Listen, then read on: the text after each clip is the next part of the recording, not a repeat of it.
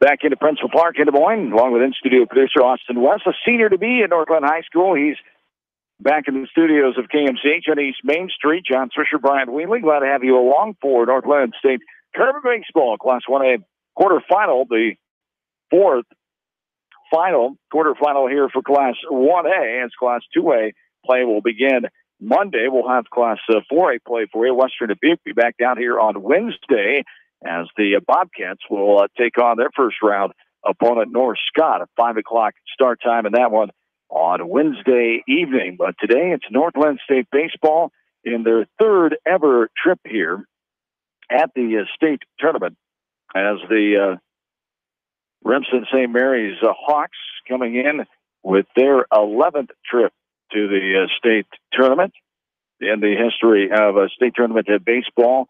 They've been here the last 3 years in a row. They've won state titles, 4 of them, 83, 84, 85, and then again 2 years ago in 2016 for head coach Dean Harpenau and Jim Wesselman, the co-head coaches for the past 7 seasons here at St. Mary's of Remsen. The Hawks of the War Eagle Conference, 27-3 overall.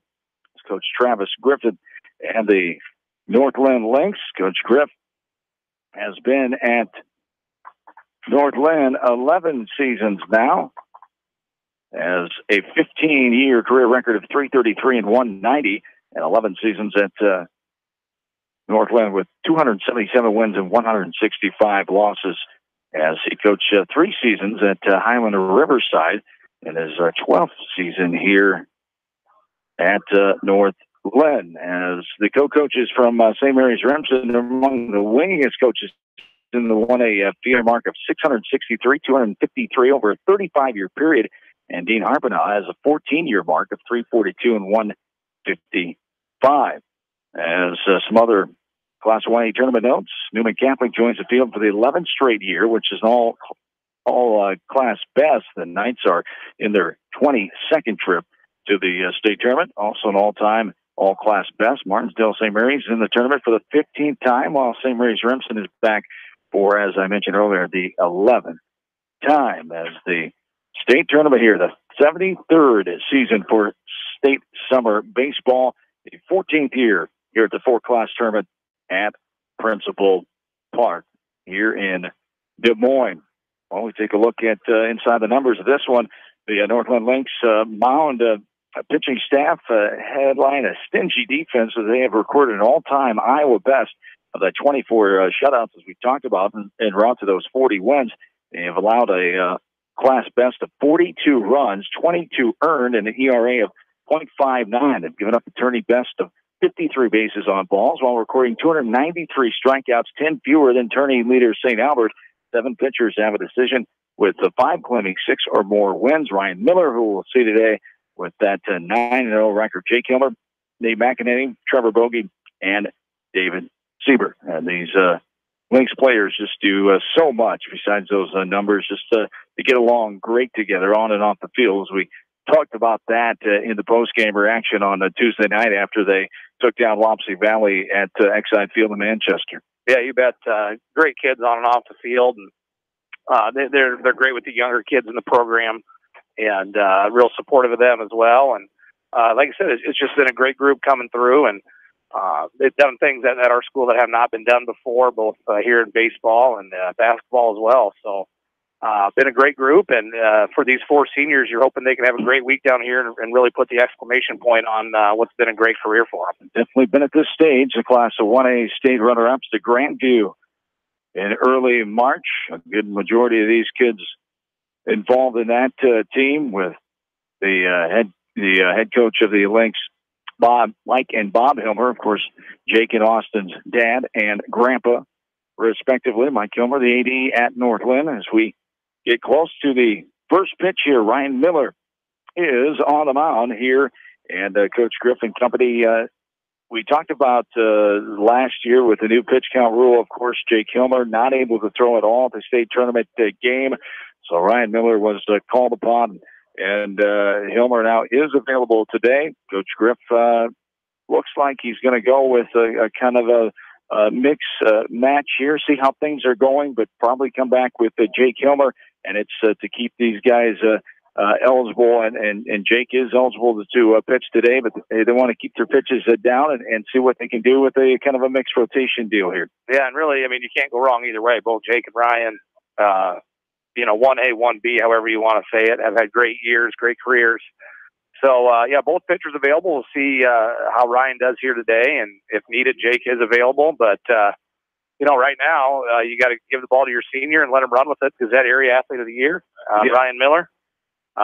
So not a bad move to go to here, and I expect a really good game, really low-scoring ball game.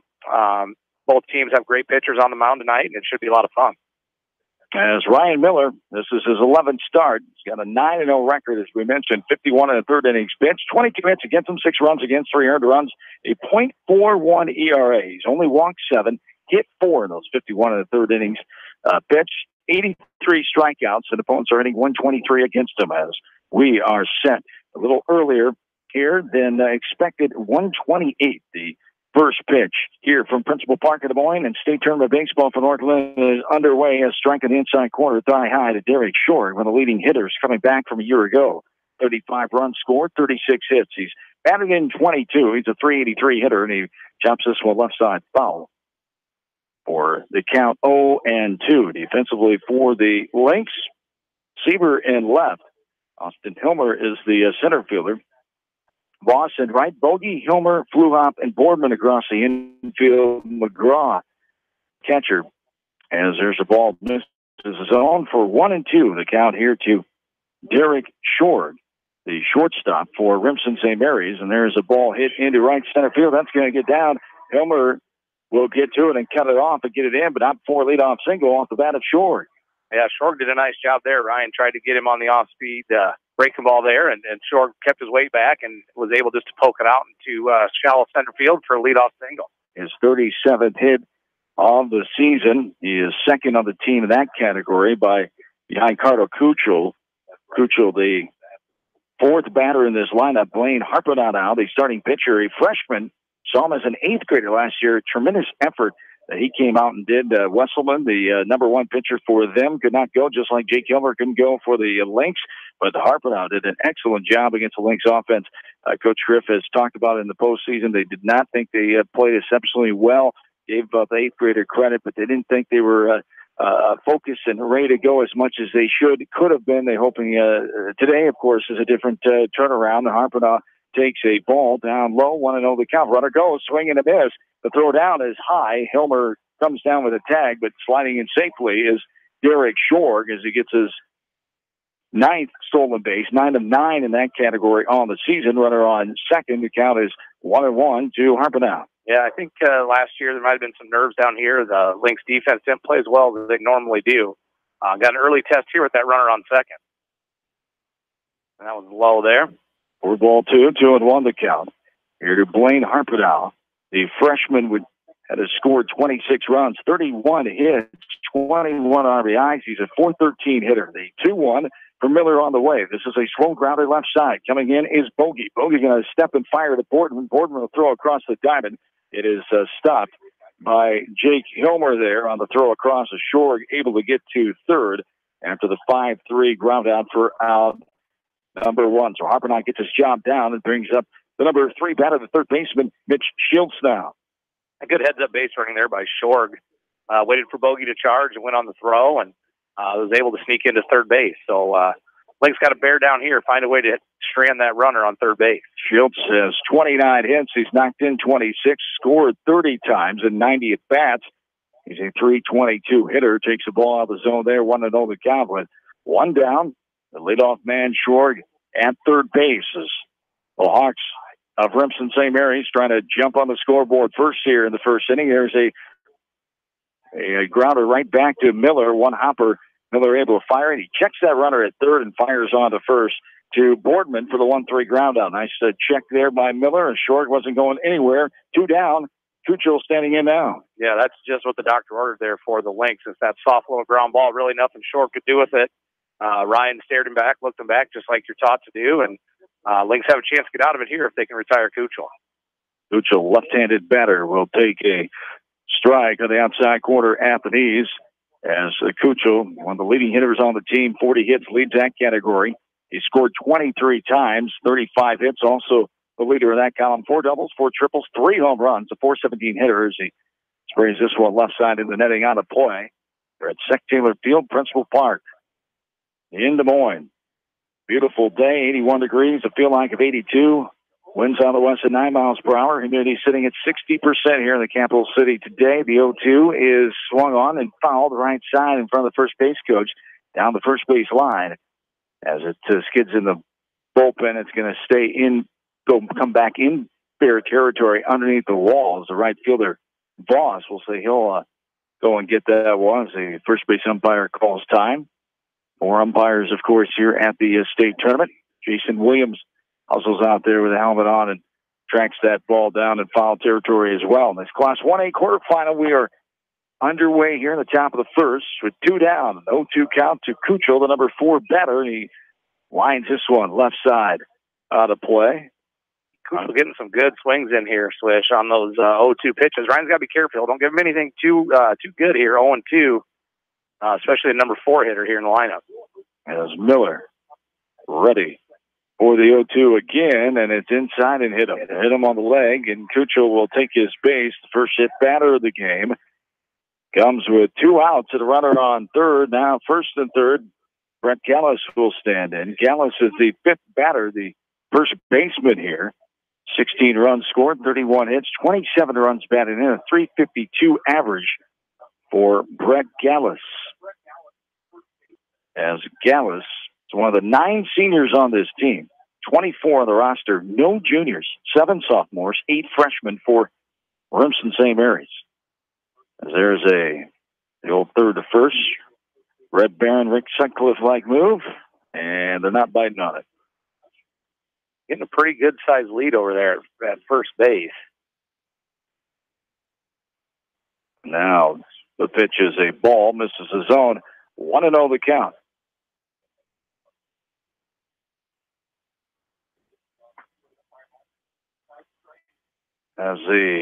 It was a strike. I beg your pardon. As they put it up on the board as a ball, now they put 2 balls up, but it should be 1-1. Yes, it should. He's holding up his hands.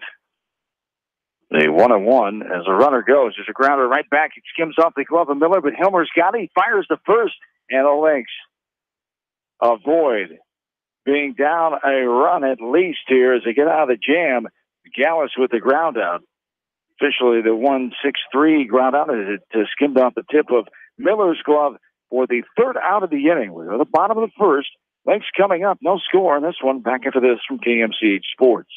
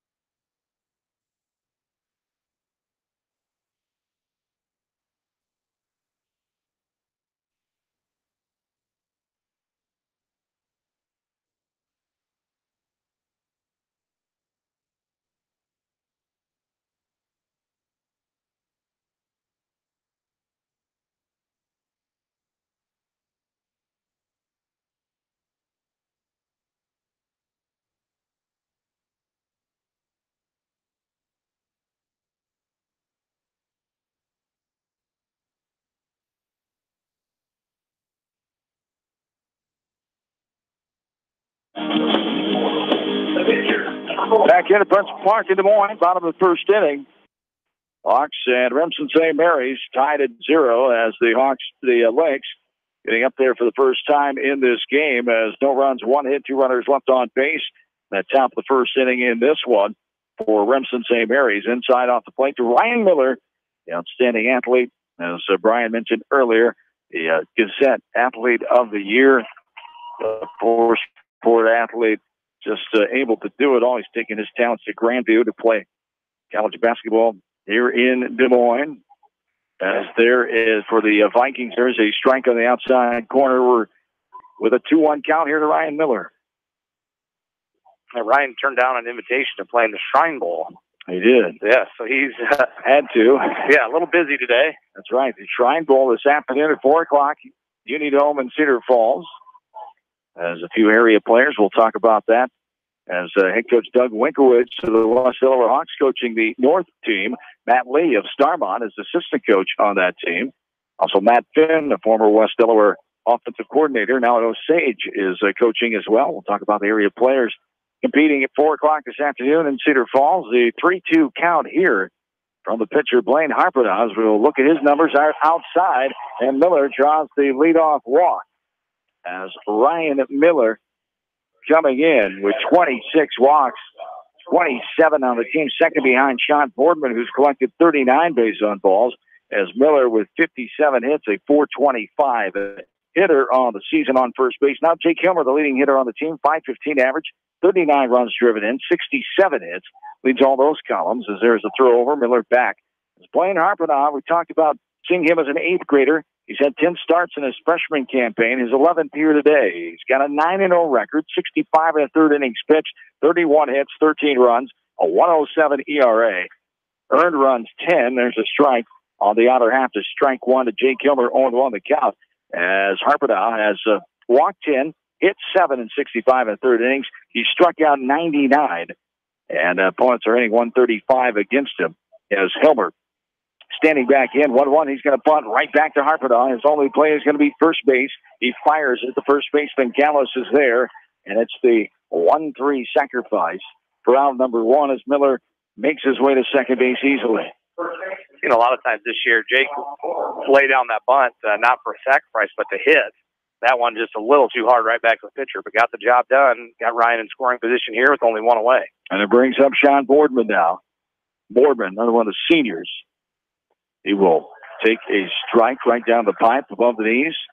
As Boardman talked about him leading the way in base on balls, 39 of them on the year, a 420 hitter. He's got an on-base percentage of .563, second on the team. He bounces this one left side. It's going to be a fair ball as the third baseman fired across, and just in time to get his man. The 5-3 ground out. Schultz to Gallus for the second out. Miller waited until the throw was completed. Then he makes his way to third base. With two down, Brad Fluoff will stand in now as Fluoff, the second baseman, left-handed batter wearing the number 7. Fluoff, 49 hits, 36 runs driven, and a .360 hitter. As two away, runner on third. There is a strike taken, tie high inside corner to Fluoff. 0-1 the count. As Brad will continue his baseball playing at Central College in Pella, one of the Iowa towns affected by the tornadoes on Thursday. Here's a hard line drive on the ground in front of Coach Travis Griffith in the third base coaching box, and between him and Miller, who's the runner on third. 0-2 the count. Our thoughts and prayers go out to all those affected in the tornadoes on Thursday that blew through the towns of Marshalltown, Bondurant, and Pella. The main three, of course, have made the headlines, but others, towns affected, I'm sure, and our thoughts have been with them the last couple of days, of course, and any connection around the area. We've checked on those friends and family, and hopefully everything becomes all right. But a scary thing that occurred on Thursday, and I know you knew some people that were around that area, and luckily everything turned all right for most folks. Yeah, like I said, you never know how quickly stuff like that can happen. Here's a ground ball. The pitcher, Harpenaz, fields it to his left. He'll toss it over to first in the 1-3 ground out for out number 3. As the Lynx tonight with the runner on third, just like Remsen was in the top of the first, we go to the second now. No score from Principal Park. This is Class 1A Northlinn State Baseball from KMCH Sports.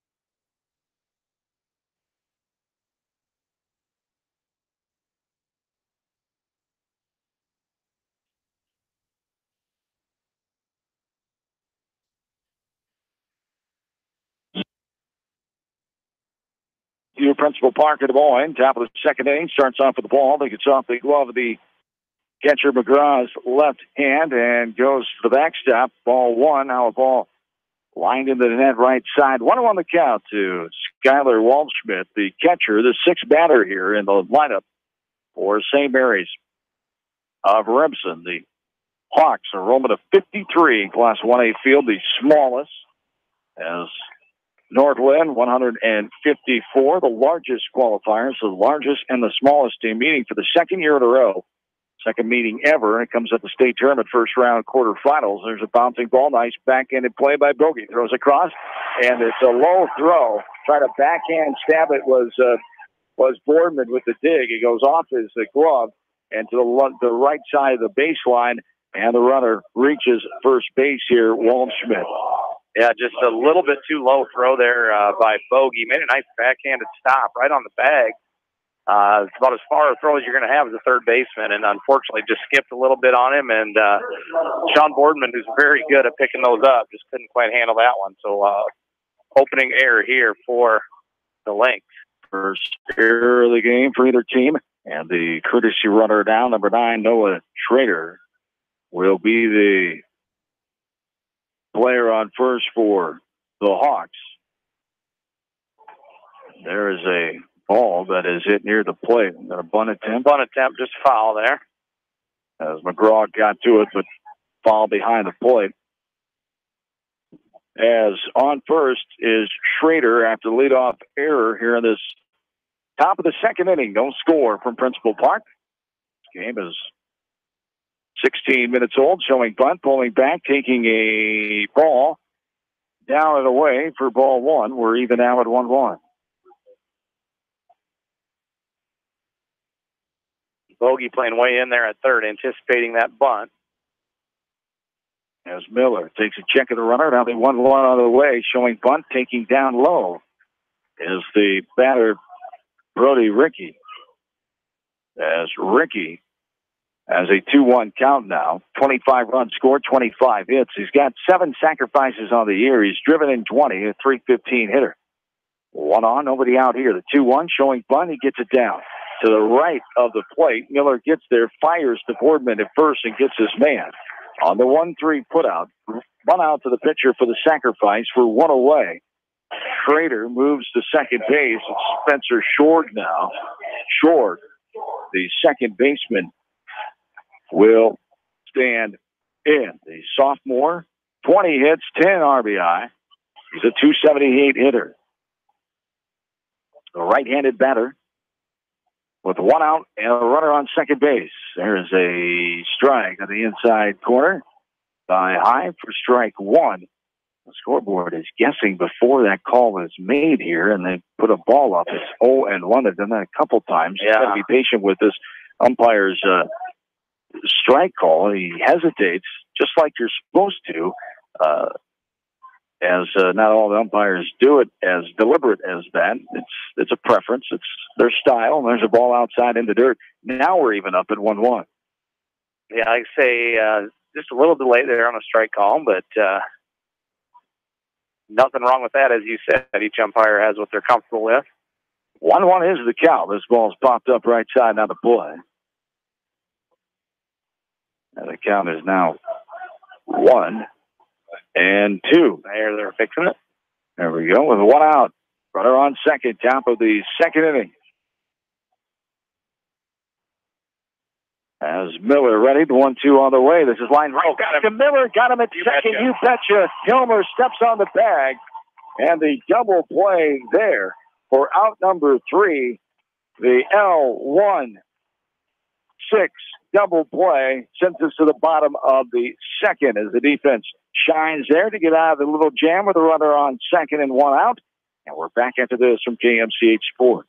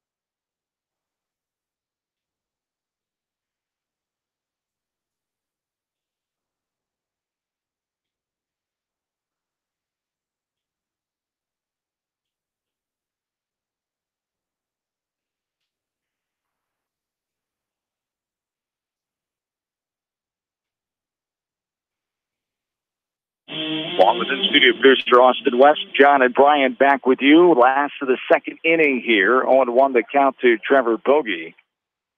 The third baseman leading things off here as Bogey, one of the four juniors on this team, grounds this one slowly left side. Short has it up and over and just gets his man. Nice stretch by Gallus for the 6-3 ground out for out number one. Austin Hilmer will stand in now. As Austin, the younger brother of Jake, second child of Mike, the AD, Mike and Jackie, counselor at Northlinn High School, of course, as Austin stands in and takes a strike. Checking the numbers on Hilmer, 37 runs, 42 hits, 31 runs driven in, a .336 hitter here is Austin Hilmer, and there's a swing and a miss. And a pitch out and away. He took a hard cut at that one, came up empty for strike two, 0-2 the count. And now Harper now will come back. The 0-2, the freshman, the eighth grade. This is lined hard on the play in the netting above the first base Northlinn dugout as David Sieber, the on-deck batter, runs behind home plate to chase that one down. 0-2. One down. This one's popped up and on the play right side and the empty seating down the line as the crowd had scattered out here at Principal Park. The numbers on hand for both teams. It's hard to get a look at it, the number-wise, because they are so spread out. There's some sitting in the shade. A lot of people sitting in the sun behind the dugouts. There's a ball, another one. Great battle here by Austin Hilmer after getting down 0-2, as he's still down 0-2, but fouling several pitches off in a row. Another one right side into the net. As Harpenock comes back with the 0-2 again. Hilmer going to fight this one off. He chops it a couple bounce or two.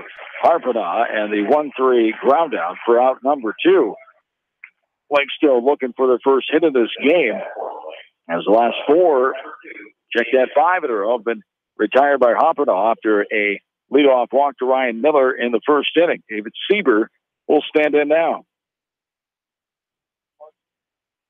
As Sieber fouls this one off the catcher, maybe a piece of the umpire too. Back right side as the on-deck batter Blake McGraw will tend to that one. 0-1 the count. Here we're 2 away. As the catcher Waldschmidt will take a jog out and have a word with his pitcher Harpenock. As Northlinn, 153 miles to get here from the Troy Mills area, 2 hours and 15 minutes for Remsen St. Mary's. Their trip a little longer, 3 hours and 10 minutes. 207 miles from Remsen in Plymouth County in northwest Iowa, off of Highway 3, northwest of Sioux City. Here's a grounder up the middle, throw over, and retired is Sieber for the ground out. As we go to the third inning, no score in this one. Back at this from KMCH Sports.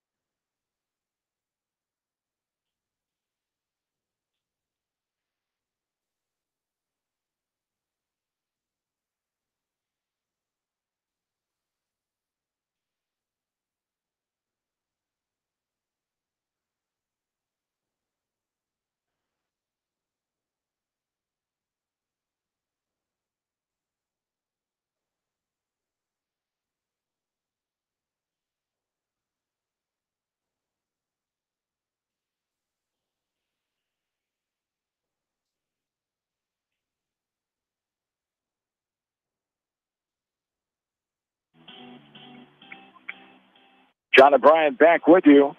Next 94.7, KMCH.com. Your smartphone app or YouTube.com by searching the KMCH radio channel where all our broadcasts are archived. Here's a foul ball by Marcus Konopasek, the number 9 batter for Remsen St. Mary's, and strike two on the outside corner at the knees. Pitcher Ryan Miller. And his third inning of work. We're in the top of the third. As this game 25 minutes old so far, we're tied at 0. And there is strike three. Nice little off-speed pitch there right over the middle of the plate. And throws Konopaski that time as the first K of the game off the right hand of Ryan Miller. The looking variety for out number one brings up the top of the order, and Derek Short now. Short had that leadoff single back in the first. As the only hit so far in the game for either team. As a strike there, inner half. 0-1 the count. This one is chopped left side. Bogey waits back on it, in on the grass. He's able to fire it to first, plenty of time, and gets his man. The 5-3 ground out for the second out brings up Blaine Harpenau now. Harpenau, the pitcher of record for Remsen, grounded out to the third baseman Bogey his last time in the first inning with 2 away here in the top of the third. No score in this one. As this is a ball fouled off right side. And nice catch by Clint Wade. Northlinn graduate there. Falling it in near the second level. He's under the shade a little bit. This one is popped up behind home plate. It bounds off the out of play. The windows of the club suites to the left of the press box area. To our right. 0-2 the count, 2 down. The 0-2 to Harpenau. He gets a piece of it grounded right side. Stays fair. Boardman all over it. Gobbles it up and steps on first. The first baseman unassisted ground out for out number 3 sends us quickly to the last of the third inning. No score. Northlinn State Baseball from KMCH Sports.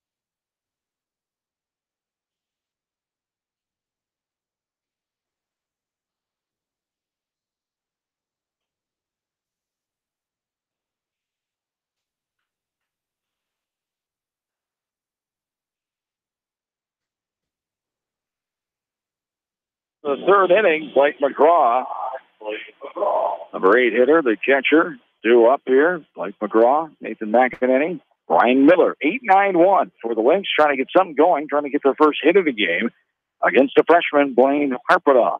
As an 8th grader a year ago, he shut down the Lynx offense, only allowed 1 run, 5-1 loss last year, first round quarterfinals on Friday afternoon a year ago. In the 4-5 matchup this year, 3-6, Lynx having the higher seed again. And it counts 1-1 to Blake McGraw. McGraw, the senior, with 37 hits, 24 runs batted in, 314 average. He follows this one right side out of play. The count is now 1 ball and 2 strikes here to Blake McGraw. As Harpenau ready for the 1-2. It's on the way. McGraw will take it just off the plate outside for ball 2. As the Hawks faithful in the blue and white, mostly blue shirts. Yeah, wondering where that one was. This one's popped up out of play right side. Might get out of the stadium. As 2-2 is the count here. Update from Wrigley Field in Chicago. The Cubs leading the Cardinals of St. Louis 3-1 in the 5th inning. That's a game that Cubs fans don't want to talk about yesterday. It was a laugher. 3 position players got some good bullpen work in as the Cubs saved their bullpen. Hopefully they need to use that today. It's well rested after that 18-5 laugher yesterday in Chicago. Cubs trying to forget about that one and move on. Ball 3, 3 balls, 2 strikes as Javi Baez earlier in the game today made an outstanding play. You'll see it if you watch any highlight show later on tonight. As Javi bobbled the ball in shallow left field grass behind shortstop and able to throw on and get his man still. There is a off-speed pitch. Tails back in. McGraw was frozen. Couldn't pull the trigger and goes down for the first strikeout off the right hand of Wayne Harpenoff. Goes for out number 1 here in the bottom of the third. Brings up Nathan McEnany now. McEnany, the designated hitter in the 9th spot for Lucas Voss, the right fielder. As Nathan, only a sophomore, 33 hits, 13 doubles, leads the team in that category. McEnany has driven in 25, and he's a 273 hitter. As a foul ball there for strike 1 on 1 to count. To McEnany. This ball is a little fister, jammed him inside. Harpenoff loses his hat, getting off the mound. He gets it and fires the first to get his man. The 1-3 ground out for out number 2 brings up the top of the order Ryan Miller, who walked and was the only base runner so far in this game for the Lynx. John Harpenoff, he's a nice-looking ball player. That was a heck of a play. Kind of caught him leaning toward first base. Hat flew off and pounced on it, heading toward third, and made an accurate throw to get the out. There's a ball downstairs for ball 1-1-0 down. You can't tell he's a coach's kid, can you? Yeah. A field rat. We call him Jim Rats in the wintertime. You've got a couple of those kids, I'm sure. Been around the gym a lot. Could spend a little more time in there. Some other kids sometimes, that's for sure. Either they want to be there or not, huh? Strike to the outside corner here to Miller after a ball. We're even now at 1-1 with 2 down. Bottom of the 3rd inning, no score. This Class 1A quarterfinal, the final one of the 1A tournament here, a second-round play. Semifinals will take place next Thursday. And Lisbon able to advance with a 2-1 win over Don Bosco earlier today. That'll be the opponent for the Lynx or the Hawks here. Whoever can win this one. Strike 2 there. Miller calls time as the pitcher taking too long for his comfort. And the senior steps out. He gets back in against the freshman now, ready for the 1-2 pitch with 2 down. So 1-2 from Harper now. On the way, it's lifted up and out of play, protecting the zone. Following that one off is Miller. That time, 37 pitches now for Harper now. 38 now to be exact, as we're in the last of the 3rd inning. 0-1-0 for St. Mary's, 0-0-1 for Northlinn. 1-2, this one. Line down the right field line. Lining Looper into the bleachers about 6 rows up down the right field side. Past that right field bullpen area. As Miller will get back in here with a 1-2 count.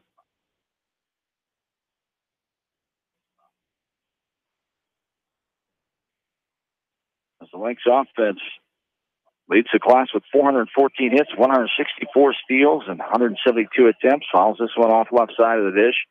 Miller battling up there. 1-2 with 2 away here in this last of the 3rd inning. No score in this game. As this is a hard grounder down the line, just to the left of the 3rd base bag. Coach Griff gives it a clap. One of the first balls you've seen pulled by the Lynx. A lot of the foul balls, they've been behind Harper out here, but Ryan turned on that one. Just unfortunately about a foot foul there down that 3rd baseline.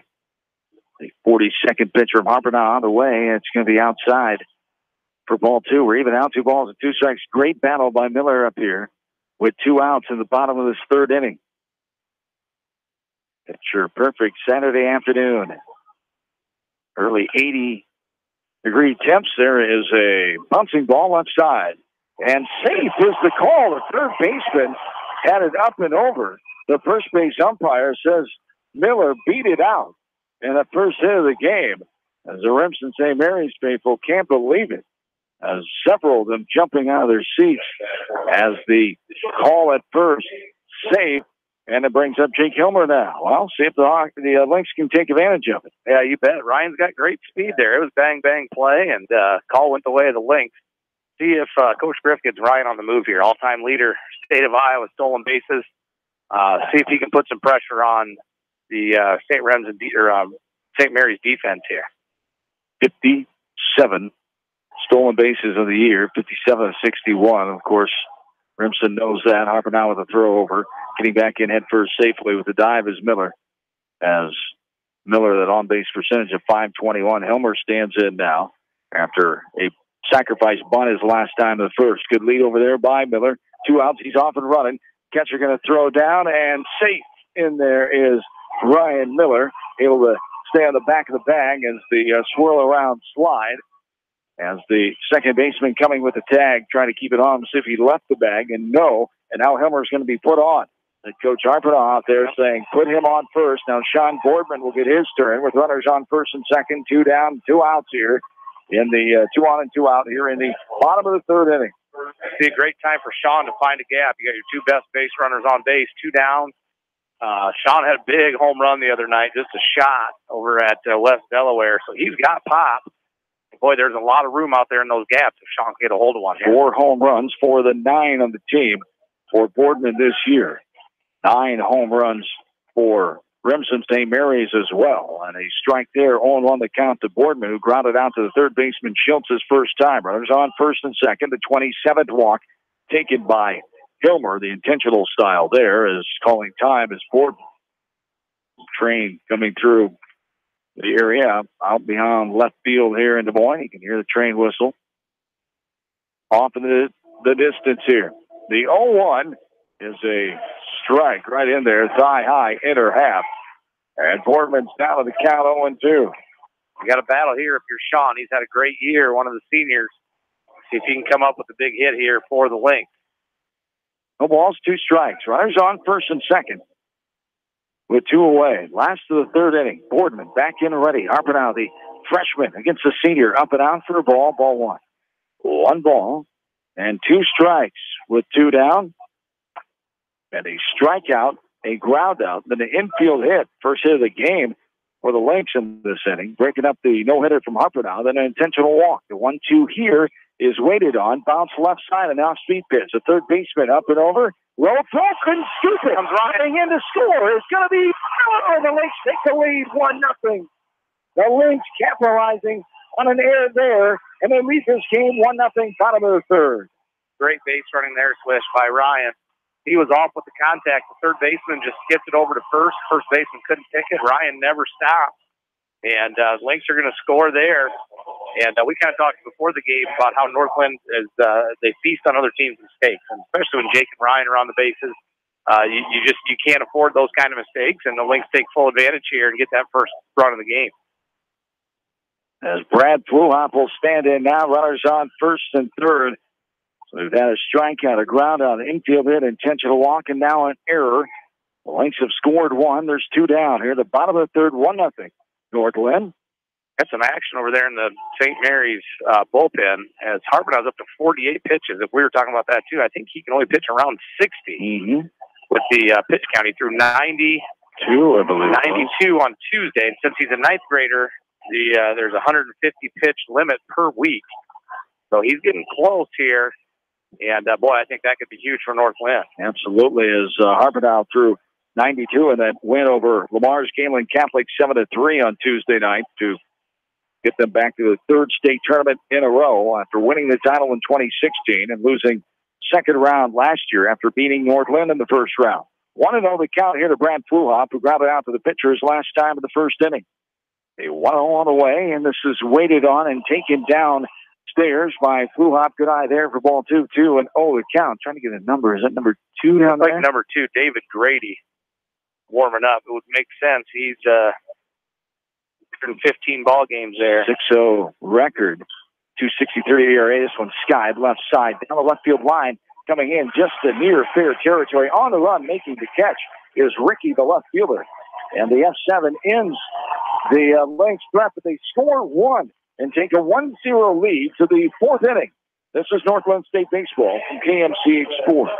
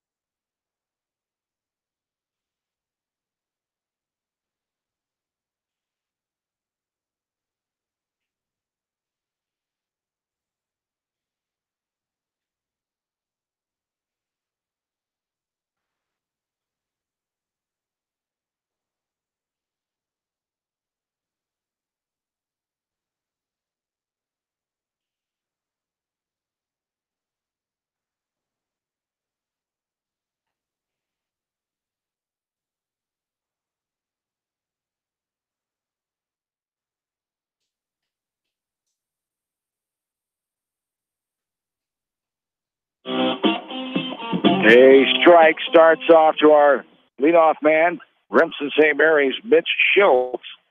0-1 the count. Double barrel action in the left field bullpen for Remsen St. Mary's, as their pitcher is nearing 50 pitches, only 60 allowed here because of the new pitch count rule enacted by the state last year, as Harpinaugh, the freshman, a little trouble there after 2 outs in the bottom of the third inning. The Lynx able to score the first run of the game, as the Lynx with 1 run on 1 hit, 1 error, and 2 runners left on base. Hawks of Remsen St. Mary's stand in here in the top of the fourth, but they fall inside off the plate there for ball 3. 3-1 the count to Schultz. Routed out to the pitcher Miller his last time. The 3-1 now on the way. This one is a little grounder. Back to Miller. Hilmer able to get it. Fires the throw. The scoop. Good by Boardman. Able to hang on to the bag with his right foot and come up with the ball. Beautiful job there as Hilmer able to get to the slower roller. I don't think Miller got his glove on at that time. It was very close. But Hilmer coming on as the grass died that one down. He had to come in and get it, fire a bullet. It was low, but Boardman's a nice pick. For the 6-3 ground out to the shortstop, round number 1, Carter Kuchel now. Kuchel standing in. He pops this one left side. It's going to go out of play, and it chases on.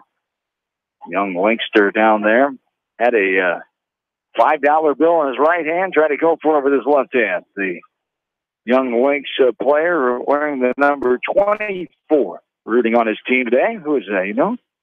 Ball outside and low. No, until I look at the face. Not real sure. Might be a younger little Benish, son of Trent Benish, our art teacher there. Yep. 1-1 the count with 1 down. This one is fouled left side into the net above the on-deck hitter. Gallus. What's interesting, Swish, about that pitch rule is since Harpinaugh was a 9th grader, he has that 150 pitch limitation in a week. Grades 10, 11, 12 do not have that. Mm-hmm. So definitely going to come into play here today as Harpinaugh's reaching that limit for the week.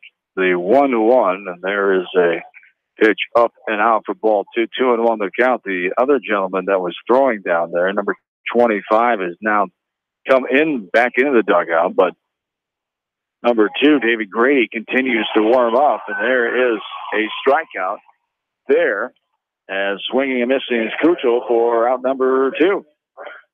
The second strikeout for Ryan Miller for swinging variety. This brings up Brett Gallus now. Gallus get into that double play. Now a bouncer left side. Hilmer has it on the run, fires a perfect strike to Boardman at first, and a 6-3 ground out for out number 3.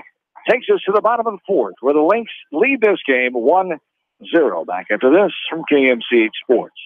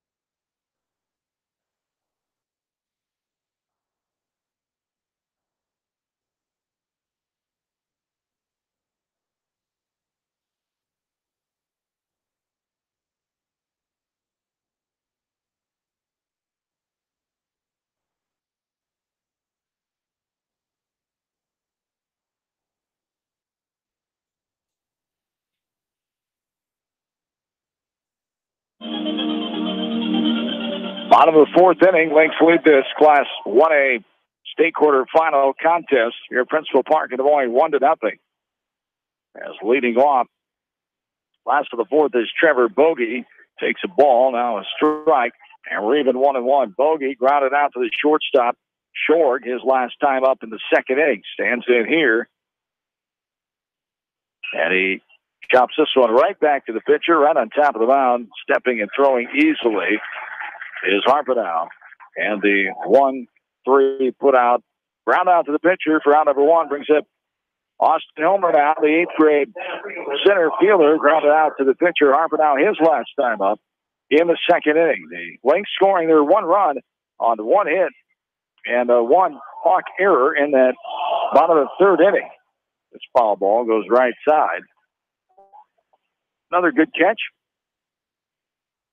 Couldn't see it. Our view is blocked a little bit here from the left side of the press box facing to the field. This is a fly ball, a little popper right side. The first baseman, Gamma, is coming and making the catch. The pop out for out number 2. And Harpenau now at 56 pitches. We believe he has 1 more. If he starts at batter, he can finish that batter no matter how many pitches are thrown. As David Sieber will stand in, we believe this is it. Harpenau, as they had 3 pitchers warming up. And so Coach Harpenau and company hoping they can get out of it here with just 1 more batter. A strike there, 0-1 the count. As the freshman who beat the Lynx a year ago, 5-1 as an 8th grader. There is a strike. By high, strike 2. Sieber's down in the count, no balls and 2 strikes.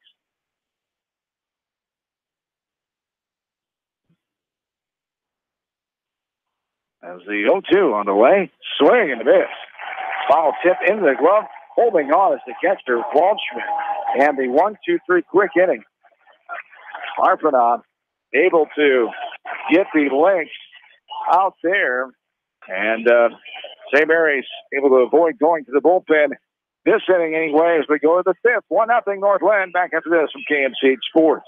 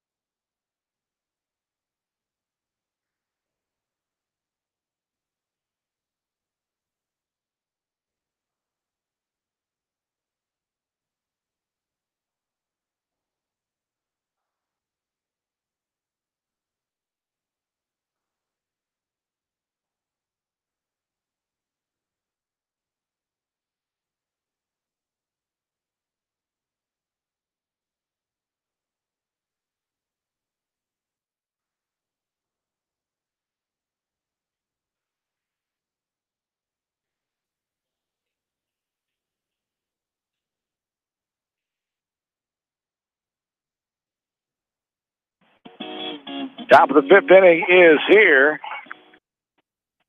as the Lynx lead this game 1-0 Class 1A state quarterfinal from Principal Park in Des Moines. Winner advances on to Thursday. Loser's season is done as there's a bouncing ball left side. Bogey has no issues there. Routine ground out off the bat of Skylar Waldschmidt. The 5-3 variety for round number 1 brings up Brody Ricky now. The Lynx leading this game 1-0 for Remsen St. Mary's. No runs, 1 hit. They've left 2 runners on base through 4 innings. For the Lynx, 1 run, 1 hit, and 3 runners left on. 1 error by each team defensively, and a strike there to Brody Ricky for strike 1 on 1 to count with 1 away here in the top of the 5th inning. There's a swing and miss by Ricky. He's down now, no balls, and 2 strikes. This game is exactly 50 minutes old here. We start the top of the 5th. There's a bouncing ball right side. Blue Hop takes his time up and over. Routine City again. 4-3 ground out this time for the second out. Brings up Spencer Short now. Short line down the double play to end that second inning. The second baseman, number 8 batter. Short, the sophomore, a .278 hitter. Right-handed batter stands in to face the senior Ryan Miller. And a strike at the outside corner above the knees for strike 1 on 1 to count. We're 2 away in the top of the 5th inning. Lynx leading this ball game 1-0 2-0. On speed pitch, going to be lined into center field. A 2-bouncer into the glove of Austin Hilmer. And it'll be a 2-out single off the bat of Short. The second hit of the game for St. Mary's. Their first since the first batter of the game in the first inning. Yeah, Ryan Miller really was in a groove there. Retired 10 in a row. And until that base hit by Short. But Ryan in a nice rhythm here. See if he can't close this one out here in the top of the fifth. Here's Kono Pasic now. Kono Pasic, 26 runs scored, 16 hits. He's a 250 hitter, I should say. 8 RBIs for Marcus Kono Pasic. Konopasek. Kono Pasic, the senior, lines this one out of play right side. And 0-2. Second strike there, 0-2. Coach Griff, great hustle out of the dugout. Grabbing that ball. They're lined off the net in front of the first base Northlinn dugout. No balls, 2 strikes. Miller, quick glance over. The runner on first. Now the 0-2 on the way. It's lined hard foul. Ground ball. And the first base coach, as the first base umpire, will get it. I'll toss it to the first base coach to take care of. No balls, 2 strikes. Here 2. The number 9 batter, Kono Pasic, will take his ball, bounces in the dirt, and gets by. McGraw bounces all the way to the backstop. Blake gets to it. We'll get it back to Miller after ball 1 of the at-bat here to Kono Pasic. 1-2 to count with 2 down as the wild pitch allows Shore to get to second base. Yeah, Ryan tried a breaking ball there 0-2 and just snaps it off too quick and bounced about 3 or 4 feet in front of the plate. And, not much McGraw could do with that one there. And Miller ready. The 0-2 on the way outside, too far and high for ball 2. 2 balls and 2 strikes now. The scoreboard continues to be a little behind. 2 balls and 2 strikes. There's a ball downstairs for ball 3, just missing. I really want to see Ryan retire this guy here, Swish. Number 9 batter. You don't want to see top of the order come up with 2 men on base. Full count pitch on the way from Miller. And it's lined right back to him off his glove. Fluhart's going to get to it. Tried to barehand it, couldn't pick it up in time, and the runners will be safe. Runners on first and third, 2 down here at the top of the 5th. Brad had time. I'm not sure if he had enough time to try to glove it with his glove, but not able to corral it with the bare hand. And now runners on first and third. Coach Griff calls time. We'll have a meeting with his entire infield here and talk the situation over first and third with 2 down. As that ball just glanced off of Miller's glove, kind of changed the direction. Fluhop had to come in at a different angle to get that ball. Then he tried to barehand it. As I said, it's hard to second guess from here of how much time he had, but as the runner, Kono Pasic, heading down the line. Yeah, just a tough play there. Going to give him an infield single. Good time out there, I think, by Coach Griff. Just kind of settle everybody down, and Shore does have that base hit. Talk a little bit about how they want to handle this first and third situation here. Short grounded out to Bogey at third his last time. Now they'll third to first again by Miller. Both runners getting back plenty of time. 2 outs in the top of the 5th. As the second time they've had a runner on third base for St. Mary's. This is a little looper into right field. That's going to get down. This game is tied. And it gets by the right fielder, Vaughn. The runner, Kono Pasic, will go to third. Runners will be on first and third with a tie ball game here in the top of inning number 5. And the St. Mary's crowd has come alive now as their team just knotted this game up at 1. Yeah, just a little looper there by Shore. Going to score a run for sure, but that ball getting by Lucas Voss there in the outfield allowed that runner to advance third. So first and third again now for Blaine Harpenow. And I know he's just a freshman, but he's a ball player, and this is a big spot in this game here. Second error of the game by the Northlinn defense allows that runner to get into a further scoring position. As 1 in, 2 on, and 2 out here in the top of the 5th. It's a tie game at 1. As Harpenow is 0 for 2. 2 ground outs so far this game. He grounds this one left side. Going to stay fair. Going to be a tough play. Going to let it roll foul. Great idea. Great thinking by Bogey. Tremendous play by Bogey. The third baseman that time let that one go because you're not going to be able to pick that up as it was already halfway down the line anyway. Smart thinking by number 13 that time. Yeah, really heads-up play by Trevor. There was no way they were going to get the runner there at first base, and Trevor saw that and let it go, and as soon as it went foul, he picked it up just like you're supposed to do. So 0-2 the count here to Harper now. And he grounds this one right side. It's going to be a base hit. Pass Kuhlhop was shaded towards second in the right field. Kuhlhop, no way he could get back over to it as he was shaded towards the second base tag, as I talked about. So another RBI base hit off the bat of Blaine Harpanaugh this time. And that will draw Coach Griff out, and the day is done for Ryan Miller pitching-wise. Hilmer is on the mound. He knows he's getting the ball now. Miller heads into the dugout to get a different glove, I would imagine, and come back out as the pitching change coming. We'll tell you more about Jake Hilmer as he's on the mound as we're back after this from KMCH Sports.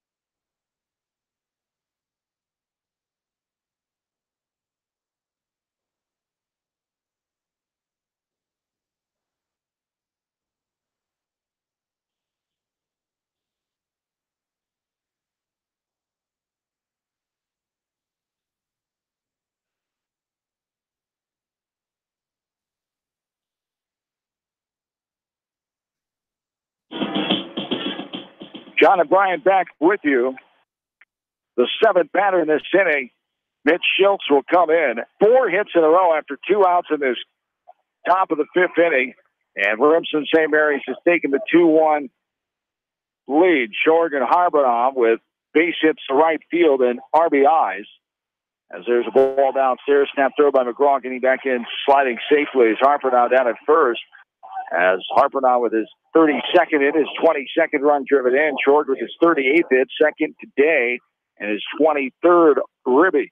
1-1 the count with 2 down. Runners on first and second. And there is a strike on the inner half for strike 2. As Brian Miller stays in the game and moves to center field. Normal position when he doesn't pitch. Austin Hilmer slides over to left field. Trevor Bogey moves from third to short. David Sieber from left to third.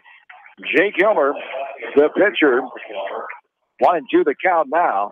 As Hilmer, 8-2 record. This is his 11th appearance on the year. 59 innings pitched. 34 hits against him, 14 runs against. 6 earned runs, a .71 ERA. And there is strike 3 on the outside corner. And Frozen is Schultz. He's pointing at the zone, telling the umpire where that one was. That is not good. Not a good idea, no. Not at all. Schultz goes down looking, but St. Mary's of Remsen gets 2 runs. Here at the top of the 5th, they keep a 2-1 lead to the bottom half. Lynx have to come back offensively now. We're back at this from KMCH Sports.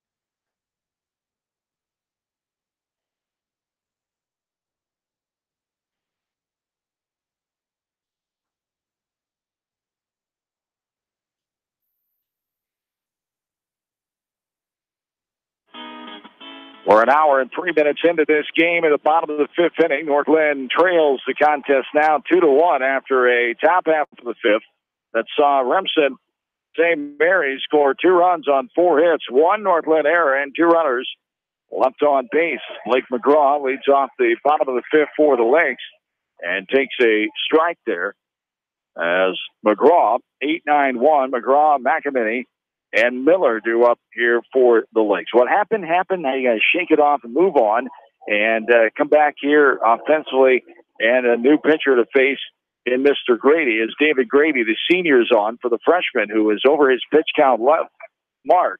And a ball bounces there away from the catcher, 2-1 the count. Is David Grady, 15 appearances, a 6-0 record on the year, 37 and a third innings pitched. He's got 1 save to his credit, 35 hits against him, 21 runs against. Here's a swing and a miss. A foul tip into the glove of the catcher, Waldschmidt. For strike 2, we're even now. 2 balls and 2 strikes. As Grady, 14 earned runs, a 2.63 ERA. He's walked 11 in those 37 and a third innings. He's hit 6, struck out 34. Opponents are hitting 252. There's a ball upstairs for ball 3. We're full. 3 balls and 2 strikes. And the most frustrating thing for the senior, Ryan Miller, all that happened with 2 outs there in that inning. And there's McGraw frozen, a little off speed, tailing away on that outside corner. Right at the knees, McGraw goes down for the strikeout. The third offensive strikeout for the Hawks, for the Lynx so far in this game. The second looking variety gives us 1 away here in the bottom of the fifth inning. Brings up Nathan McEnany now. So he had 2 ground outs and then 4 hits in a row. One of them an infield hit. And then Helmer able to come in and strike out Shields. But that's the most frustrating part as a pitcher. He's probably rehashing those pitches. Why didn't I do this? Why didn't I do that?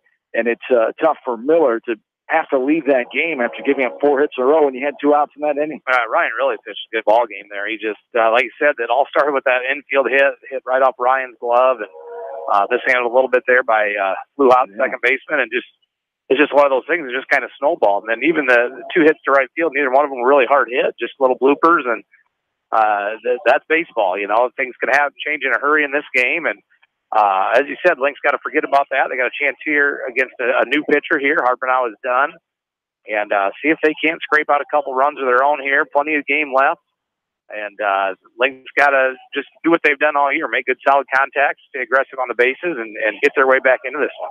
Ball outside, 3-1 now the count. As 3 balls, 1 strike, 1 down here at the bottom of the fifth inning, 2-1. Remsen, here is a poke down the right field side. That's going to get down in front of Carl Pasick. And getting on first base with only the second hit of the game and the first hit to the outfield there. That falls for a hit off the bat of Nathan McEnany. That's only the second time the Lynx have hit a ball to the outfield. Flew out to left in the third. So McEnany gets the hit. And we have a runner at first. Number 8, that's Parker Beschen, going to come in and run for Nathan McEnany. It just gives the Lynx a little more speed there. Parker is a sophomore as well. The amazing story, of course, coming back after that line drive, hitting him in the off-season before last season in the gym.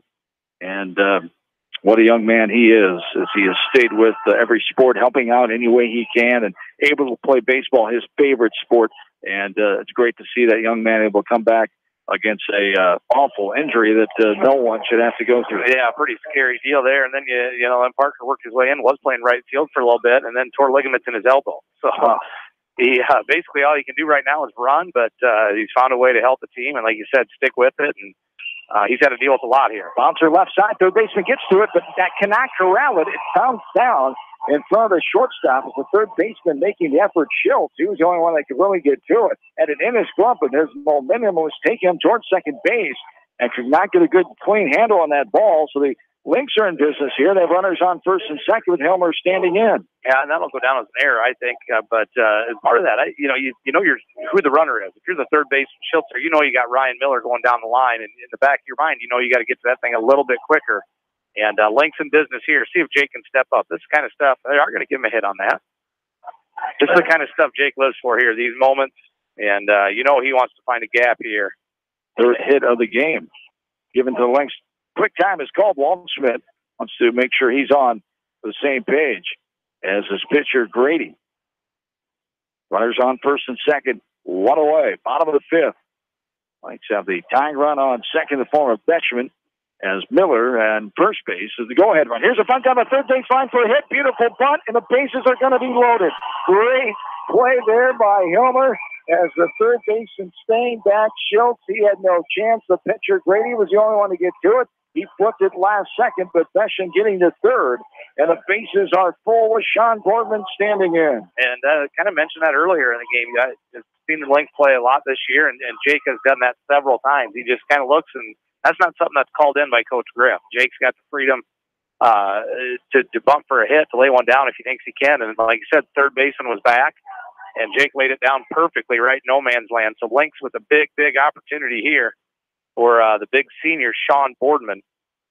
And anything in the outfield here, sacrifice, fly, base hit, something. Sean's got to drive one here, step up and do what he's done all year, batting over 400, having an all-state type of season. And he can really put a stamp on it right here. Jake Hilmer with his 68th hit of the year right there. Loads the bases with one down. The bottom of the fifth. Lynx trying to tie it up after getting down a run. And St. Mary's scored 2 runs in the top of this inning. There's a strike in the outside corner of the knees for strike one. 0-1 the count. Beshan on third. Miller on second. Hilmer, the runner, on first base. And Boardman ready. He swings at this one as it falls off the table downstairs for strike two. 0-2 the count as Boardman just swinging over the top of that one and is in the hole now with one away. And a little off speed there had Sean Lee, and now he's really got to shorten up that swing, choke up, put something in play here. And the 0-2. Look at this one outside in the dirt for ball one. 1 ball, 2 strikes. The Lynx have the bases full here. 1 away in the bottom of the 5th inning, 2-1. Remsen, St. Mary's leads this game, the 6 seed over the 3 seed. And this one is Sky, deep right field, going back to right field, called pass. Lands on the warning track. 1 run is in. 2 runs are in. Dover being waved around. And the Lynx, free RBI triple for the big fella. The first baseman, the senior Sean Boardman, comes through. And just like that, what an answer, gaining back the momentum here in the bottom of inning number 5. And that's exactly what you're talking about there. That's a big-time hit by one of your seniors. Got down to that count, 0-2, stuck with it. And boy, he hit a bullet out there to right field. And just a huge spot, huge moment there for this ball game for the Lynx. And, couldn't happen to a better kid. Sean's a great kid, and he stuck with it and had himself a great, great senior year. And, boy, you could come up in a bigger moment there for Coach Griff as Lynx now lead this one 4-2. And that one got the people in Burgundy up on their feet in a hurry over there. And the whole dugout was out. The plate umpire had to wave them back as they were getting too close to the field for his comfort, as now another pitching change as Grady's day is done. So the 3 RBI triple by Sean Boardman, we'll keep it right here. 58 runs batted now in the season with his 48th hit, his 3rd triple of the year, as it scored Beshan, Miller, and Hilmer in that order. As what a poke there by Boardman as we take a look at the new pitcher here. It is number 1. That's Short, the shortstop. He's Harpenaugh in to play short. Harpenaugh able to use his 1 re-entry here. The shortstop now. Grady is out of the game. The 3rd pitcher, Short, is in as we take a look at the numbers on the senior Derek Short. This is his 10th appearance, a 5-2 mark, 40 2/3 innings pitched, 42 hits against him, 25 runs against, 16 earned runs, a 2.75 ERA, 25 walks, 6 hit batters. He struck out 42 batters, and opponents are hitting 264 against him. So 1 out. We are in the bottom of the 5th inning. Northlinn now leading this game by 2, 4-2 with 3 runs in this inning. With a strikeout, 3 hits in a row, 4 hits in a row, I should say, matching St. Mary's 4 hits in that 5th inning when they scored 2. The Lynx have scored 3. As the huge hit with the bases loaded, the 3 RBI triple to deep right field. That ball actually hit on the edge of the warning track and landed there before Konopasek could get there. And Boardman is on third base after the huge triple in this game. And now we have the umpire and a trainer heading out as there's some tape on the left hand of the shortstop Shore, as it's a white tape, and he's got to get rid of that to be on the mound here, as the third base umpire caught that and brought the trainer out with some scissors, and they're going to take care of that before we can resume play here. One out here in the bottom of inning number 5. 1 run in the third for the Lynx, now 3 in the fifth, just 2 runs for St. Mary's in the fifth inning. 4-2, Lynx with the lead in this ball game. What a big answer there by Northlinn, trying to get a victory here at the state tournament. As their first since 2015, and their second of all time. Fluhop, the left-handed batter, is in. There's a pitch up and out. 4-1, 1-0 the count. And see if Fluhop here still one out there for the Lynx. That'd be a big insurance run here. Jake Hilmer on the mound, 2 innings to go. You like your chances as Fluhop follows that one off. Stay right near the batter's box as the catcher jumping all over it, but a foul ball is called. Or even 1-1 the count here. Here in this bottom of the fifth inning. This one grounded right side, going to go foul. As chased by the first baseman Gallus. And the count is 1 ball and 2 strikes. Hello to our listeners who are a little happier now, cheering on the Northlinn Lynx. Listeners all over today in the Midwest, I'm sure other parts, up in Esterville, down the Ozarks in Missouri. Hello to all those folks tuning in for Northlinn State Baseball. The Lynx now lead 4-2 here in the bottom of the fifth inning. A ball up and out there for ball 2. We're even now, 2-2. As this one is spinning left side, that's going to get down. Boardman had to check and make sure. Now he's going to hustle his way in and will score standing up, as on the throw into the plate, Fluhop will take second. So a 1-out single by Brad Fluhop, and 5-2 now the score with 4 runs in this inning for the Lynx. So Boardman able to score on the 1-out single by Fluhop for Brad. That is his 50th hit of the season and his 37th run driven in. Trevor Bogey stands in now 0-2. Trying to change that. There's a ground ball, slow roller left side.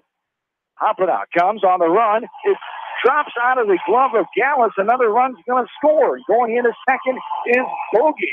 Boy, the offensive floodgates have opened up for the Lynx here. They lead 6-2 now here in the bottom of the fifth inning. You betcha. Just keeping pressure on Remsen St. Mary's right now. Nothing going right here for the Hawks, but Lynx taking advantage of some of those mistakes. That big hit just kind of got them rattled a little bit there, it seemed like, and so far they haven't been able to get things going back on track for Remsen. But you like it here if you're Northlinn. See if you can keep piling on here.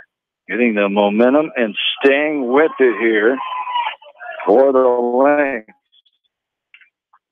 As a ball misses, 1-0 the count. Here to the batter, Austin Helmer, as he hits this one right side. The first baseman, Gallus, cannot corral it in. It's a tough play going to his left. We'll see what they call this. Hit near the bag. I'm just behind the bag. I'm giving that a hit myself, but I've been wrong before. No, I can't believe it. Doesn't happen very often. Silver able to reach first base. 2 errors by each team so far in this game, according to the scoreboard, as no decision as of yet. Lynx have batted around here. This is the 9th batter of the inning here with David Sieber.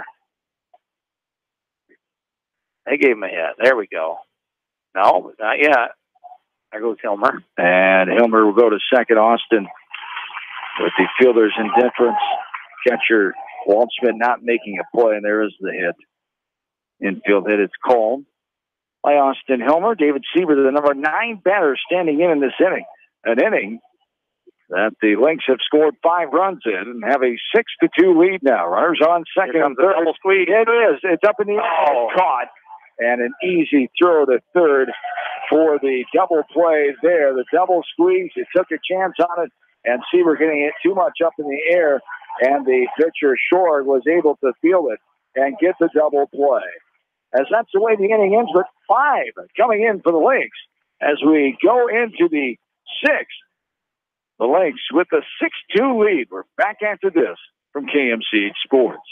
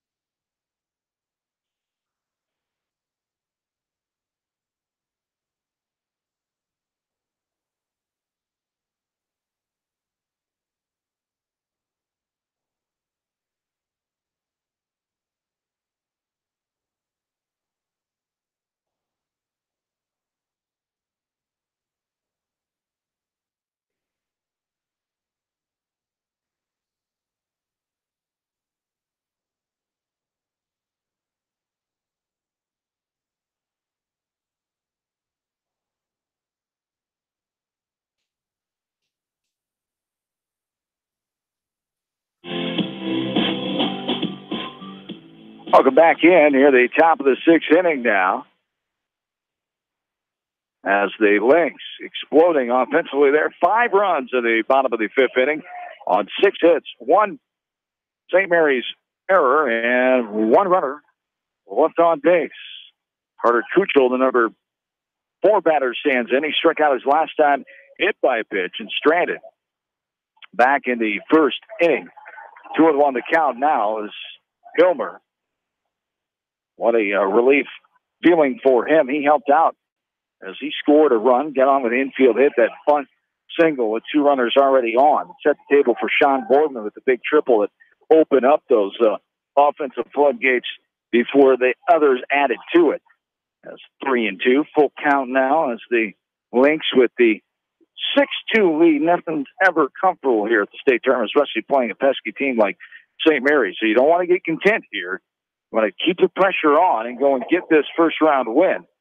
But what big momentum shift there in the bottom of the 5th inning, and great confidence builder here for Hilmer, who can go out and relax a little bit despite keeping the pressure on. Yeah, you bet. Like I said, you can't relax, especially against a really good team like Remsen St. Mary's here. But some big hits there. Had a couple of your seniors step up. Sean Boardman, of course, that big 3 RBI triple, and then followed up by Brad Fluhop RBI single. So great inning for the Lynx. But at the same time here, you got to stay focused. You can't celebrate too early, as you still got 2 innings of baseball here, and a lot can happen, as we just saw in that last inning. 3-2, fouled back into the netting of home plate for the full count pitch to remain here as we start this top of the 6th inning. Hour and 22 minutes old, this one. As this one is out of play, left side down the left field line. 3 balls and 2 strikes remain here to Kuchel. 4, 5, 6 to up here for St. Mary's. Kuchel, Gallus, and Waldschmidt. And St. Mary's coming with a record of 27-3, the 4th-ranked team in Class 1A. The 6th seed. The Lynx are the 3rd-ranked and 3rd seed of the tournament. This one skied deep right field. Voss going back, still going back. It's off an advertisement sign in the right field. Miller works his way over and gets it in. And going in at 3rd, standing up, is Kuchel. He has a huge triple to start off this inning. That ball was sky high. And he's on 3rd to show for it. Brett Gallus will stand in now. Yeah, that was a heck of a shot there. That's gone in most high school parks there, Slish. Yes.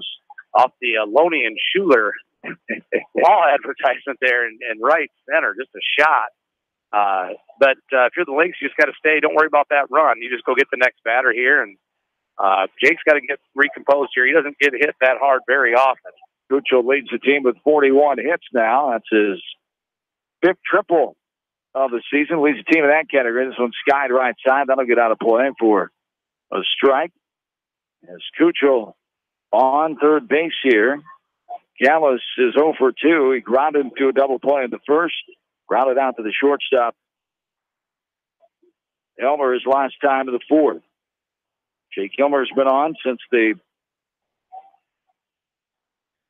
5th inning. This is only his first full inning of work. As the 0-2 pitch coming here to Gallus. Has the 0-2, and it hits him on the back of the helmet. It bounds near the on-deck circle. As Gallus is okay, he will make his way to first base. Runners on first and third now. Waldschmidt standing in. This is not what you needed by any means. Nobody out here. Coach Arbonneau comes and calls time. Now we have a pinch runner for the first baseman. 21. That is Jeremy Coink, the freshman. The pinch runner at first base. As Coink, one of the freshmen on this team, 8 freshmen on the roster for Coach Harpernaw and Wesselman. So first and third, nobody down here. And a pitch off the plate there for ball 1. 1-0 the count. Skyler Waldschmidt, the catcher, standing in. Grounded out his last time to the 5th. This one is skied deep. Part of left field. The one's going to knock it down. Miller will make the catch. Runner will tag. Cucho will score easily on the deep fly to center field. As the F8 RBI sac fly off the bat of Waldschmidt for 1 away. Staying put is Coink, the runner at first. So 1 in and 1 out. 6-3 now, the lead for the Lynx with Brody Rickey standing in. A good solid contact there again, though, but fortunately right at Ryan. And yes, it drove in a run, but you can take a little bit deep breath now if you're the Lynx. Sometimes when you're in the middle of one of those tight situations, it feels really good just to get that first out. Second sacrifice in the year for Waldschmidt, his 20th run batted in. Hopefully that'll settle Jake back down, and Lynx get out of here with no further damage. 0-1 the count here to Rickey. Runner on first, swinging a miss with a ball downstairs. Exactly right. Big situation to get it out. As you said, yeah, you allow a run, but a much-needed out. That's what you need right here. 2 more to get. As the Lynx leading this game now by 3, 6-3. A throw over, nothing doing. Is getting back in safely there is Coink, the pinch runner at first base. Elmer looking, shakes off McGraw. Now agrees with the signal he gave him the second time, and the ball inside in the dirt for ball 1. 1-2. The count here to Brody Rickey. And a sacrifice his first time in the second, grounded out to Fluhop at second. His last time in the 5th. 1-2 is hit hard in the net behind home plate. And the count remains 1 ball and 2 strikes. 1 down here in the top of the 6th inning and 1 on. St. Mary's has scored 1 run here, 6-3 Lynx with the lead. It's a 5-1 decision last year when these two teams met on Friday afternoon, first round quarterfinal play in Class 1A. It was a 4-5 matchup.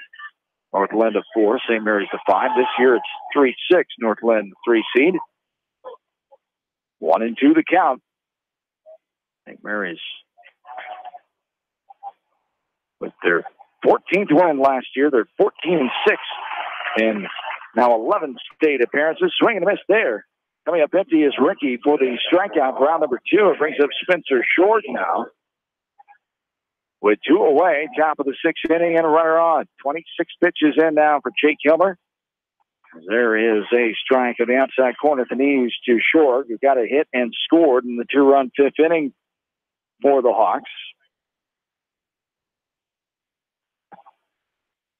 Hilmer, now the 0-1 is swung on and missed for strike two. No balls and 2 strikes. Mason City Newman, the number 1 seed, had no issues in their first round game yesterday. 10-0 in 5 innings. Swing and a miss. McGraw comes up with a clean and shows the umpire to make sure the swinging strikeout for round number 3. And we go to the bottom of the 6th with the Lynx leading 6-3. Back after this from KMCH Sports.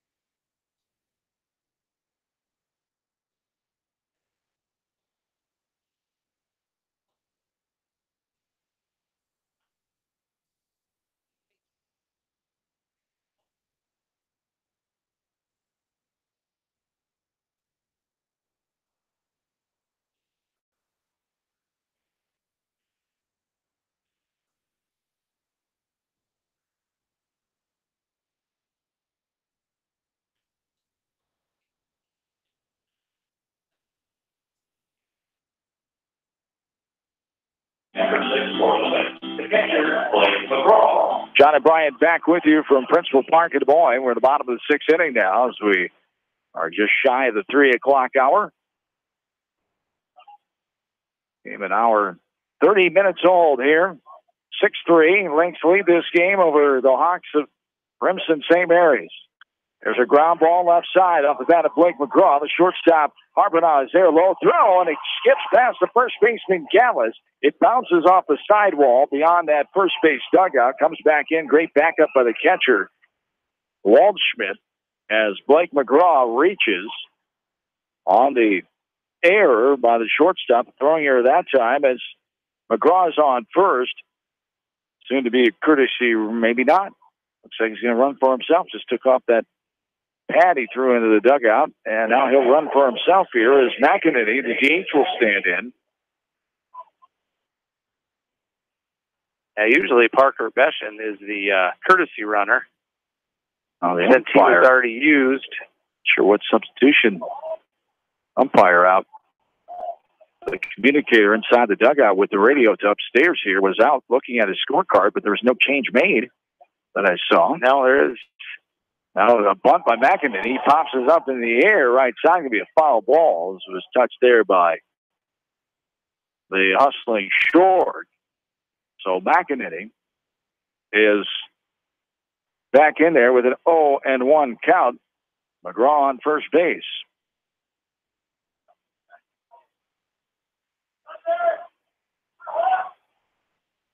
Six 3. Lynx have the lead in this game. We're at the bottom of the 6th inning. Short will throw over. Sliding back in is McGraw at first. High school softball season wrapped up yesterday in Fort Dodge, with 3A, 4A, and 5A being played after the title games in 1A and 2A took place on Thursday night. Here's a bunt right side. That's going to be another foul ball. 0-2 the count to McEnany. Congratulations to the 5 winners. Collins Maxwell in Class 1A, Liza Muscatine, who came back and upset Iowa City Regina in that game on Thursday night, winning in the bottom of the 7th 3-2. Is Regina, the team that ended Coach Mark Porter, Northlynn's fine season in that regional final near Troy Mills. As Class 3 went to Davenport Assumption, 4A Des Moines Hoover, and Pleasant Valley in 5A last night. Here's a ball that's sky behind second base before the outfield grass. Hauling it in is Harbinaugh. A pop out for out number 1 brings up Brian Miller now. So McEnany's retired. Miller has 2 hits in this game, and both of his official bats. He walked his first time up and was stranded back in the first. 2 infield hits to the third baseman. He scored both of those times in the 3rd and 5th inning. Throw over, sliding back in is McGraw. One away here in the last of the sixth inning. 6-3, Lynx with the lead. They scored 1 in the third and 5 in the fifth inning. St. Mary's 2 in the fifth, 1 in the sixth. This one is ripped on down the line. Getting to it, though, just in fair territory, is the left fielder, Ricky. So Wynn knocked it down as it got up in the air. Miller flies out the F7 for out number 2 and brings up Jake Hilmer. Yeah, good contact there by Ryan.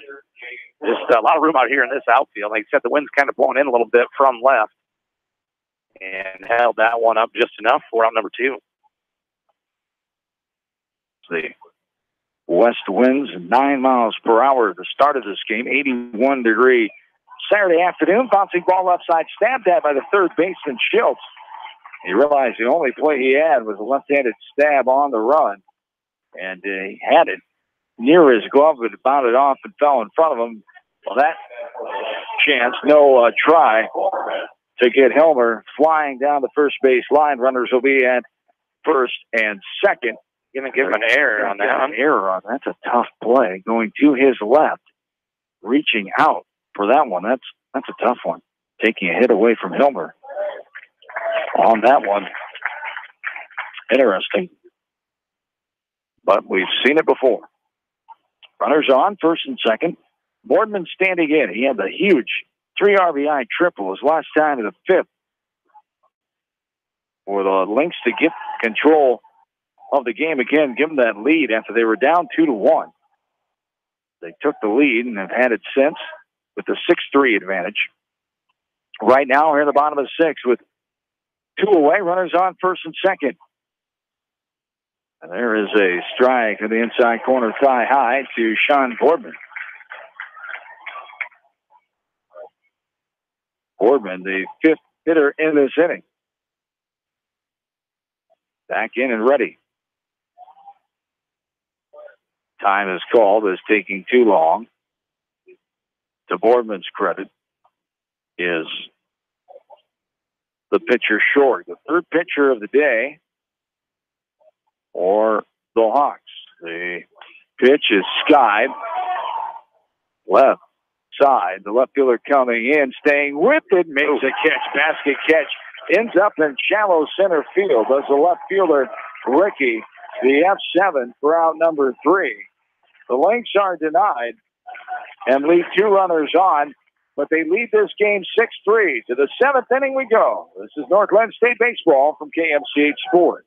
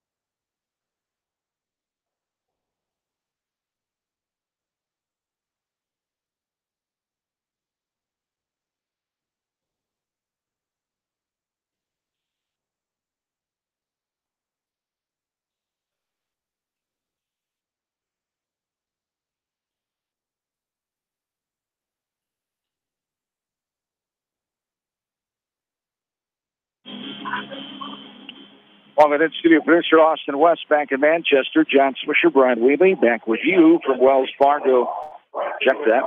Up the road a little bit from Wells Fargo. Not basketball season anymore. Principal Park here in Des Moines. As we're in the top of the 7th inning in this ball game, as the Lynx lead 6-3. As there is a strike on the outside corner at the knees to Marcus Kolopasic. Kolopasic got an infield hit and scored that 2-run 5th inning. He struck out looking his first time in the 3rd. And a strike taken there for strike 2. 0-2 the count to Kolopasic. 6-3. Lynx have the 3-run lead in this game, trying to close it out and get their 2nd ever win here at the state tournament in their 4th game. 1-2 record coming in with 1-1 in 2015.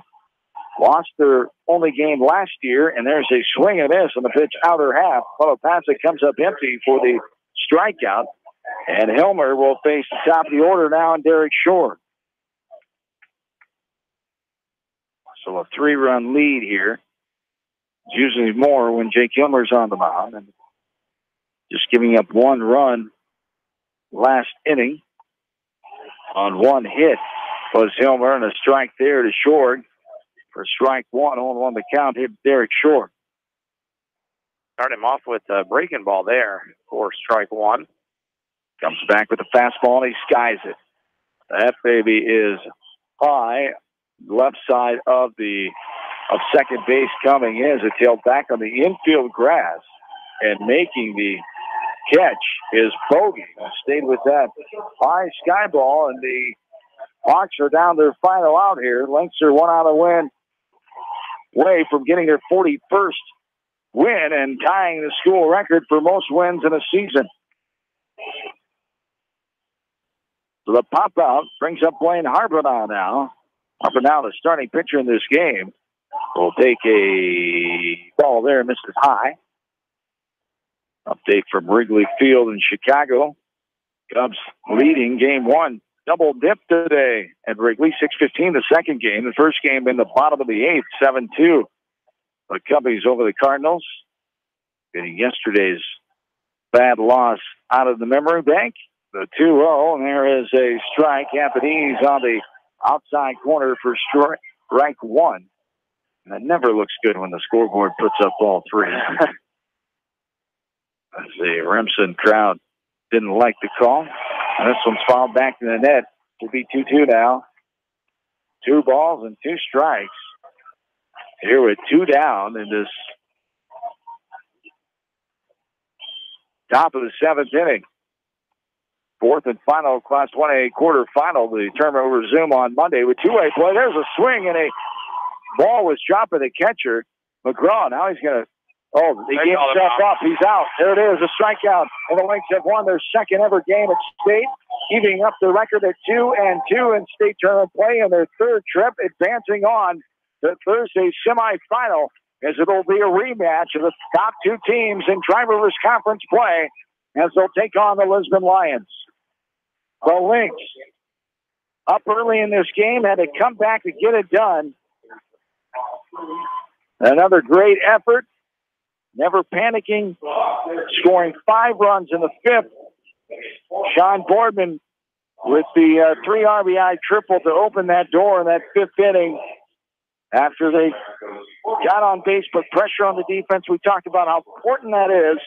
And a few errors there by St. Mary's Remsen opened up that door, and the offensive train for the Lynx took advantage of it and slid right through. Yeah, you bet. Like you said, that big hit by Sean Boardman, that was the game changer there. And then after that, the Lynx took advantage of a couple errors here and there by St. Mary's, and was able to come out of here with a big win, 6-3. And great game by both teams, great season by St. Mary's. And, you can tell they got a great program there. Just a couple of times we've been able to see them down here at the state tournament. But, sets up a huge, huge rematch on Thursday. Tri-Rivers Conference rivals. Lisbon, 2 of the 3 losses for Northlinn came to Lisbon 1-0 and 4-3 on those 2 scores during the regular season. So that's going to be a fun one on Thursday night. And you can enjoy it today if you're Northlinn, and then tomorrow it's back to work and try to figure out a way to beat the Lions, which nobody's been able to do so far this year. They're coming in to Thursday's game undefeated. Next Thursday, the time to be determined. They like to match up geography and see which team they want to get here early and late. It'll be either Thursday morning at 11 or Thursday early afternoon at 1:30. We will wait to see what the state decides on that. But it'll be next Thursday, we know, and it'll be, as Brian said, another match between the Tri-Rivers Conference foes and the Lisbon Lions, who won earlier today, comeback fashion 2-1 over Don Bosco. We'll take a timeout. Our postgame starts next. Lynx get the win, 6-3. They move on to Thursday's semifinal in Class 1A. We're back after this from KMCH Sports.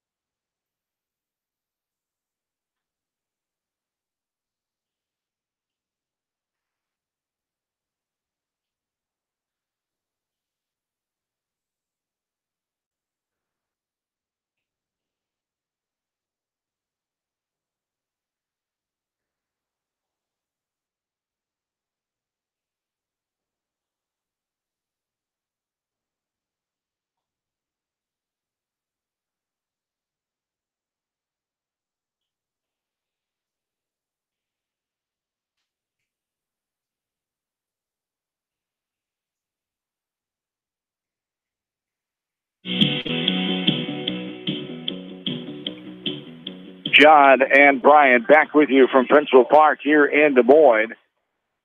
Northlinn moves on 41-3. They tie the record for most wins in school program history, tying last year. As the Lynx, the 3 seed, get the win over the 6 seed, Remsen St. Mary's, ending the Hawks season at 27-4.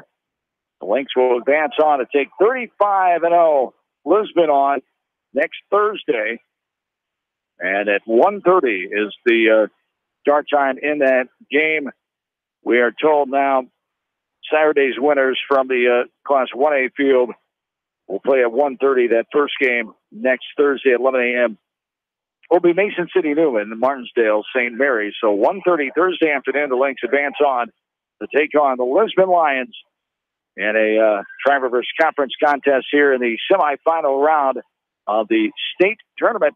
As those 2 winners, Mason City Newman, Martinsdale St. Mary's, and Lisbon Northlinn, the winners of those games will take part in the Class 1A title game on Saturday at 11 a.m. The Lynx got out to a lead in this game with 1 run in the 3rd inning. Remsen St. Mary's coming back with 2 runs in the 5th.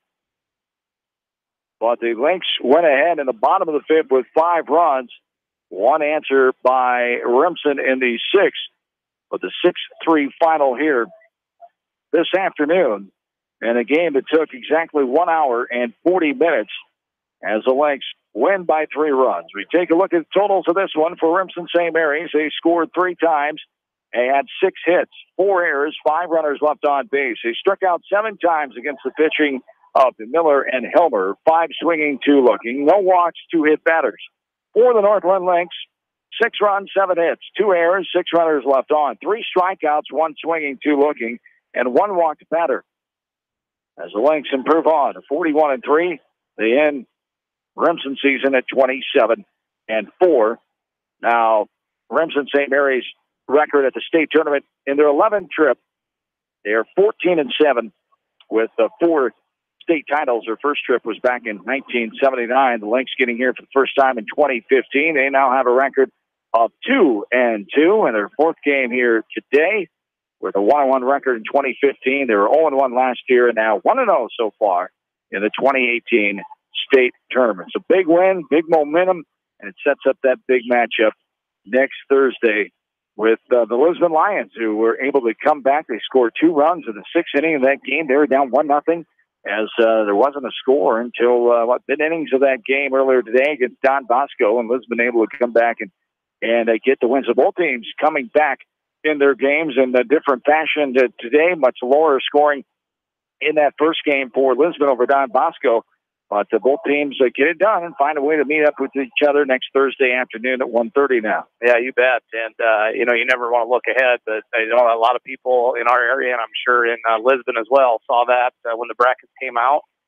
And, definitely 2 of the best teams down in Class 1A, Lisbon, Northlinn. They had 2 great games up at Troy Mills here back in June.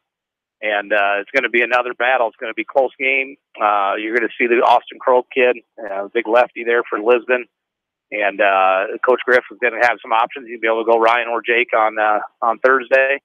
But it's going to be a great game, and the kids know each other well. They've battled each other over the years in several sports. And going to do it one last time here on this big stage with a shot at the state championship game. Class 1A semifinal next Thursday afternoon.